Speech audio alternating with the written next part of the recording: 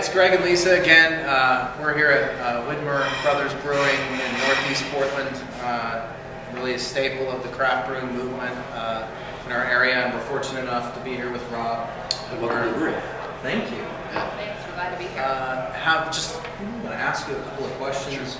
Would like to briefly just know kind of how, a little background on Widmer, how you got started, and how you see the beginning of the craft brewing movement in Oregon, and where you see it going, and how it kind of really relates to the visitor experience in our area. Yeah, well, my brother and I are Portland natives, and we both picked up the hobby of home brewing coincidentally right about the same time.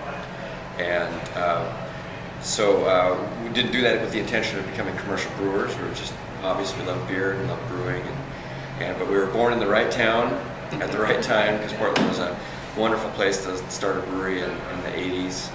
And meanwhile, Oregon and Portland specifically, Portland's called Beervana, and it's recognized around the world really as a place to come if you enjoy beer. And certainly the industry has grown tremendously. I think this is a great place to brew. We have wonderful brewing water.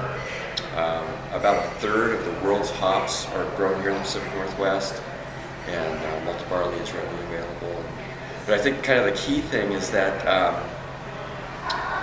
the beer drinkers of the Pacific Northwest, and specifically Oregon and Portland, are quite sophisticated anymore, and really interested in quality of life things, interested in